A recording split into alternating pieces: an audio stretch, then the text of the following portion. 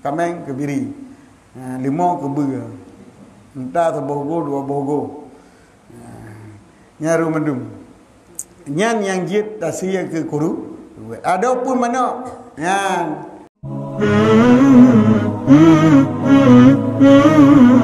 Damang dalam jenis tauhid hanasah binatang kurban. Buah hanasah binatang.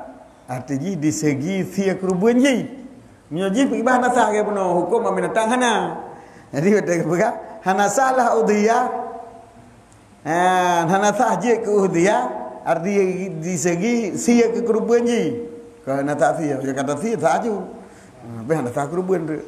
Illa mini bilin kecuali unta.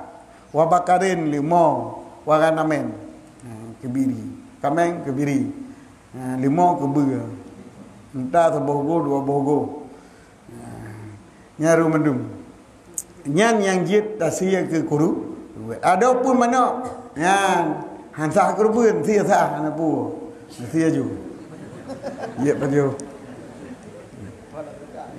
mana sedekah andre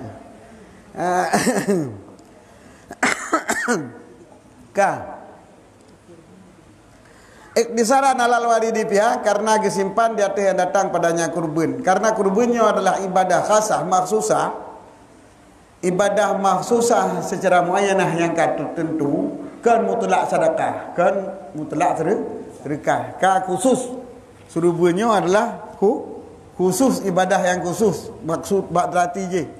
Kan maksud untuk hasil sedekah mentang, hasil sedekah mentang kena apa?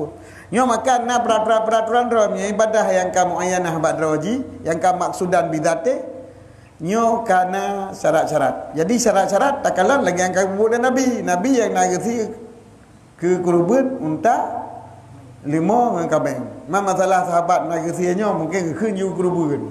Ya jadi mak dali, mungkin naik tihad ke. Kumpul sahabat je lu dengar nagasi mana nak dengar. Ni dengar kan hukum. Nya hukum lagi lang hadis je. Hana warid daripada Nabi dan para sahabat. Ya, yang ikut warid adalah yang kata watur.